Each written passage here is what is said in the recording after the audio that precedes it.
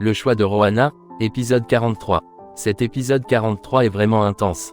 On voit plusieurs intrigues et conflits entre les personnages qui s'entremêlent de manière complexe. Les moments forts incluent la confrontation entre Paola et Amparo, où Paola persiste dans son projet de tuer Rana, malgré les avertissements de sa mère. C'est vraiment choquant de voir à quel point Paola est déterminée à atteindre son objectif, même si cela signifie faire du mal à ceux qu'elle prétend aimer. On voit aussi la discussion entre Gabriel et Camilla, où Gabriel affirme son amour pour Rana et demande à Camilla de ne plus se mêler de sa vie.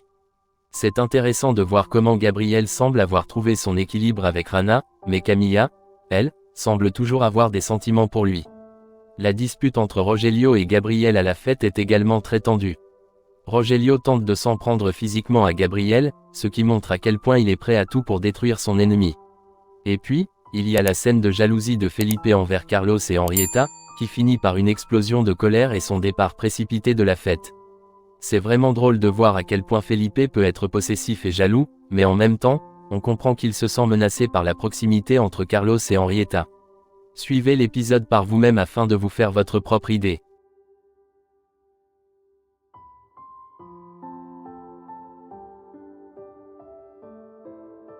Cet épisode débute avec Amparo qui tente désespérément de raisonner Paola. Elle lui dit qu'elle ne peut pas tuer Rana car cette obsession est malsaine et ne mènera à rien de bon. Elle lui rappelle qu'elle ne doit pas ressembler à son père, qu'elle est une belle femme et qu'elle a un avenir prometteur dans le monde de la mode. Mais Paola ne veut rien entendre. Pour elle, la seule chose qui compte, c'est Gabriel. Elle affirme que Camilla est amoureuse de lui, qu'elle va la manipuler pour se débarrasser de Rana puis la dénoncer à la police. Pendant ce temps, Gabriel, très en colère, confronte Camilla. Elle tente de le convaincre que Rana ne l'aime que pour son argent et que Paola est son amie. Gabriel lui répond que Rana est l'amour de sa vie. Camilla, surpris, fait l'étonnement en découvrant que Gabriel puisse s'attacher à une femme comme Rana. Il lui ordonne de ne plus se mêler de sa vie, peu importe si elle est amie avec Paola. Camilla s'excuse et dit qu'il mérite d'être heureux. Elle ajoute qu'il a toujours été l'homme rêvé par toutes les femmes. Gabriel la remercie pour sa compréhension en tant qu'amie puis la remercie à nouveau pour son aide lors de la fusion de la brasserie. Il lui réaffirme une fois encore que Rohanna est l'amour de sa vie. Camilla, visiblement affectée, s'excuse à nouveau avant de quitter le bureau. Chez Paola, Amparo continue d'implorer sa fille de renoncer à ce projet dangereux. Mais Paola est ferme, sa décision est déjà prise. Amparo lui rappelle qu'elle est sa fille, qu'elle ne peut pas la laisser reproduire les erreurs de son père, qu'elle refuse de la voir ruiner sa vie de cette manière. De son côté, Camilla se prépare devant le miroir, se maquille tout en pensant que c'est elle que Gabriel mérite réellement. Elle se persuade qu'elle sera à ses côtés pour le consoler lorsqu'il perdra Rohanna et leur bébé. Le soir venu, à l'entreprise, les employés commencent à arriver pour la fête. Henrietta attend impatiemment Felipe les yeux rivés sur son téléphone. Carlos remarque son inquiétude et lui propose de l'accompagner à la fête puisque son invité tarde à venir.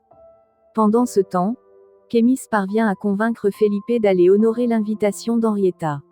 À la fête, Camilla tient les mains de Gabriel et le remercie de l'avoir protégé quand Rogelio l'avait menacé après son vote contre lui au conseil d'administration. Rogelio arrive à son tour et les interrompt froidement, félicitant Gabriel d'avoir enfin obtenu ce qu'il voulait. Il lui lance que si son père revenait à la vie, il serait furieux de le voir offrir leur entreprise aux étrangers.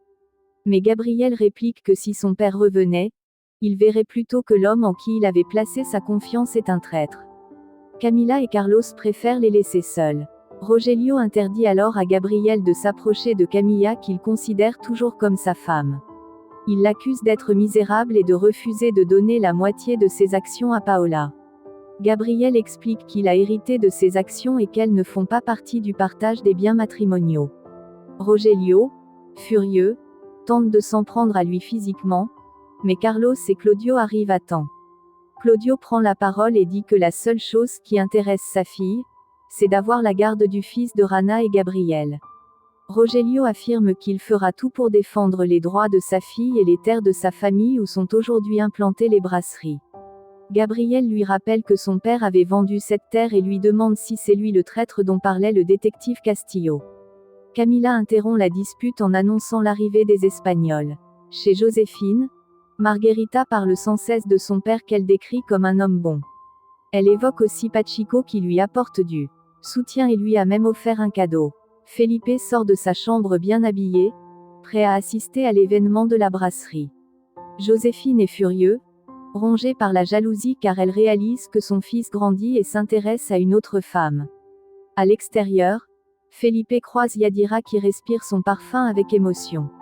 Il lui conseille d'éviter de créer de nouveaux scandales avec Henrietta, mais Yadira ne veut rien entendre. Pendant ce temps, Jani parle avec Rana au sujet de Salvador. Elle lui dit qu'il a de beaux yeux. Rana est heureuse que sa mère s'intéresse enfin à un autre homme. Elle confie qu'il est le seul qu'elle approuve à 100%. Ensuite, elle dit vouloir prendre un peu d'air. Jenny propose de l'accompagner mais Rana refuse, affirmant que rien ni personne ne lui fera de mal. À la fête, Eliana, Susana, Inès et Daniela parlent encore du scandale de Rogelio. Eliana ne cesse de lancer des regards charmeurs à Manuel. Ce dernier dit à son père que les employés auront du mal à le respecter après un tel incident. Rogelio, quant à lui, reste déterminé à détruire Gabriel. Un peu plus tard, Felipe arrive à la fête. Un serveur moqueur lui dit qu'avec sa tenue, il ne pourrait faire que servir les bières. Pendant ce temps, Carlos discute avec Henrietta de la guerre entre les Rubios et les Fanoirs. Rogelio s'approche alors de Camila et lui confie que l'un de ses hommes de confiance rend visite à son frère actuellement en prison. Camila, troublée, s'éloigne sans rien répondre. Manuel complimente Eliana, lui disant qu'elle est très belle. Elle sourit et lui rend le compliment en affirmant qu'il est également très sexy. Felipe entre enfin dans la grande salle où se tient la fête et croise Daniela qui lui indique où se trouve Henrietta. Il remarque qu'elle est occupée avec les invités. Peu après, Gabriel prend la parole et fait un discours sous les acclamations du public. Felipe, jaloux, demande à Daniela qui est cet homme qui tourne autour d'Henrietta. Elle lui répond que c'est Carlos, son collègue de travail. Felipe veut aller les interrompre mais Daniela l'arrête et lui dit qu'Henrietta est une femme très professionnelle. Pendant ce temps, Carlos ne cesse de toucher Henrietta, ce qui énerve encore davantage Felipe. De l'autre côté, Johanna se rend chez Daniela pour la chercher. Mais c'est la mère de Daniela qui lui ouvre la porte et lui apprend que Daniela est partie assister à une cérémonie organisée par son entreprise. Curieuse et un peu inquiète, la mère de Daniela demande à Johanna ce qui ne va pas avec elle et sa fille. Johanna, d'un air sincère, reconnaît qu'elle a été un peu trop égoïste avec les gens qu'elle aime. Elle admet que son amie lui manque énormément, qu'elle lui manque chaque jour, qu'elle pense souvent à elle, à leurs moments passés ensemble et qu'elle regrette certaines paroles et certaines actions. Touchée, la mère de Daniela prend Johanna dans ses bras avec tendresse comme pour lui faire comprendre qu'elle n'est pas seule. Pendant ce temps, à la fête, Susana ne peut s'empêcher de remarquer que Carlos reste toujours très proche d'Henrietta. Elle observe chacun de leurs gestes, leurs regards, leurs sourires complices. Elle a l'impression qu'ils forment un véritable couple, ce qui commence à la déranger profondément. Felipe, qui a remarqué lui aussi cette proximité, ne peut plus contenir sa colère. Il s'approche d'Henrietta et lui reproche de ne même plus faire attention à lui, de n'être préoccupé que par cet homme depuis le début de la soirée. Il lui fait comprendre qu'il se sent mis à l'écart comme s'il n'avait jamais compté. De son côté, Yadira se promène lentement devant Chemise. Elle lui demande d'un ton à la fois triste et provocateur si elle n'est pas belle et pourquoi Felipe ne l'aime pas. Sa voix tremble, ses yeux s'embuent de larmes puis elle fond en sanglots. Elle confie à Chemise qu'elle se sent invisible, que personne ne s'intéresse vraiment à elle. Touchée par ses paroles, Chemise la prend dans ses bras pour la consoler. Elle se blottit tendrement contre lui et lui dit qu'à partir de maintenant, il sera son meilleur ami. Mais dans le regard de Chemise, on devine une déception. Il aurait espéré davantage. Pour lui, cette amitié est bien en dessous de ce qu'il ressent réellement. À la fête, Felipe finit par exploser. Il fait une scène de jalousie spectaculaire devant tout le monde, ne pouvant plus supporter ce qu'il voit. Après avoir crié sa frustration, il quitte la salle brusquement, laissant derrière lui une atmosphère lourde et tendue. Gabriel, de son côté, discute avec son avocat de sa situation avec Johanna. Claudio l'écoute attentivement et lui promet que tout ira bien, qu'il fera tout ce qui est en son pouvoir pour l'aider. Plus loin, Manuel confie à Eliana qu'il aimerait lui parler en privé. Tous deux s'éclipsent discrètement de la fête, s'éloignant des regards indiscrets. Henrietta, quant à elle, rattrape Felipe et l'emmène dans son bureau pour lui parler. Elle lui assure qu'il n'y a rien entre elle et Carlos, mais Felipe n'en croit rien. Il est convaincu que Carlos est attiré par elle. Henrietta lui explique qu'elle a invité Carlos pour faire comprendre aux autres qu'elle et Felipe sont en couple, qu'elle voulait officialiser leur relation. Elle lui reproche également son comportement déplacé. Carlos les interrompt en arrivant, demande si tout va bien et Felipe, excédé, s'en va. De son côté, Rogelio s'avance vers Camilla devant tout le monde et l'emmène de force avec lui sans lui laisser le choix. Il lui ordonne de ne pas faire de scène.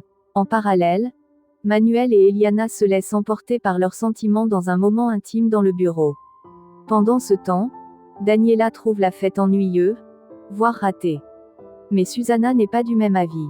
Elle s'amuse bien et pense que la soirée est un succès. Henrietta revient dans la salle de fête. Carlos l'approche immédiatement. Il lui demande pourquoi elle a invité Felipe. Triste, elle lui répond qu'elle voulait qu'il découvre son monde, qu'il sache qui elle est vraiment. Carlos lui dit que Felipe n'aurait jamais dû être là. Henrietta réplique qu'elle ne veut plus qu'il lui montre de la jalousie. Carlos tente de lui faire comprendre qu'il voulait juste la protéger car Felipe n'est pas fait pour elle. Il insiste sur le fait qu'elle mérite quelqu'un de meilleur car c'est une femme exceptionnelle, une grande professionnelle. En parallèle, Gabriel s'inquiète de ne pas voir Rogelio à la fête. Il en fait part à son avocat qui partage son inquiétude. Carlos tente de le rassurer en lui disant que son père serait fier de lui s'il était encore en vie. Gabriel admet que Carlos avait peut-être raison au sujet de Rogelio et avoue qu'il aurait tellement aimé que son père soit là à ses côtés. De l'autre côté, Rogelio accompagne Camilla jusque chez elle. En chemin, il croise la mère de Camilla. Celle-ci, intriguée, demande à sa fille qui est cet homme. Camilla répond que c'est Rogelio, un collègue de travail. Rogelio salue poliment la dame avant de repartir. Le lendemain matin, Camilla téléphone à l'homme qu'elle a engagé. Elle lui dit qu'elle est suivie et lui donne les consignes pour qu'il puisse se retrouver discrètement chez sa mère sans éveiller les soupçons. Au même moment, la mère de Camilla se réveille en exprimant sa satisfaction. Elle confie qu'elle a passé une excellente nuit sur un matelas confortable et pense que Rogelio doit vraiment aimer sa fille pour lui offrir autant de confort. Mais Camilla la détrompe en lui affirmant que Rogelio n'aime personne. Elle part ensuite préparer le petit déjeuner pour sa mère. De son côté, le chauffeur de Paola souhaite l'accompagner dans sa sortie, mais elle refuse catégoriquement. Elle lui dit qu'elle veut sortir seule sans escorte. Pendant ce temps, Gabriel rend visite à David chez lui. Il le remercie sincèrement de protéger Juana puis lui révèle que Rogelio est la personne derrière tous les problèmes qui touchent leur entreprise. Il ajoute toutefois qu'il n'a aucune preuve tangible. Il supplie David de ne parler de cela à personne, surtout pas à Rana. Il lui demande dans le cas où il lui arriverait malheur de s'occuper de Rana et de son fils. David, bouleversé, lui promet de veiller sur eux. Plus tard, Jamie s'interroge Felipe sur la fête. Felipe, encore très énervé, lui répond que ça ne valait pas la peine d'y aller. Henrietta, quant à elle, repense au scandale que Felipe a causé, à ses accusations sur les intentions de Carlos et aux paroles blessantes qu'il lui a dites. Ces souvenirs la troublent profondément. Elle essuie ses larmes et se rend au travail avec peine mais détermination. De leur côté, Paola et Camilla se retrouvent en secret. Paola veut remettre elle-même l'argent destiné à l'homme chargé de tuer Juana. Mais Camilla insiste pour que ce soit elle qui donne l'argent aux hommes. Finalement, Camilla ouvre la porte à ce qu'elle a engagé et leur présente Paola comme la commanditaire de la mission. Paola est prise de panique. Elle réalise que la situation est en train de lui échapper totalement. Nous sommes arrivés à la fin de l'épisode. En tant que spectateur, on se retrouve plongé dans un monde de drames et de conflits qui nous tiennent en haleine. On se demande ce qui va se passer ensuite et comment les personnages vont réagir face à ces situations complexes. Des questions qui me viennent à l'esprit sont, qu'est-ce qui motive Paola à vouloir tuer Rana? Est-ce uniquement pour atteindre Gabriel ou y a-t-il d'autres facteurs en jeu? Et comment les personnages vont-ils évoluer dans les prochains épisodes? Quels sont les risques et les conséquences pour chacun d'eux? Je pense que cet épisode 43 est vraiment un tournant dans l'histoire. Les personnages sont tous à un carrefour important de leur vie, et on se demande ce qui va se passer ensuite. Est-ce que les choses vont s'arranger ou est-ce que ça va encore empirer? Laissez-nous votre avis dans les commentaires de cette vidéo. Merci de nous avoir suivis. À bientôt.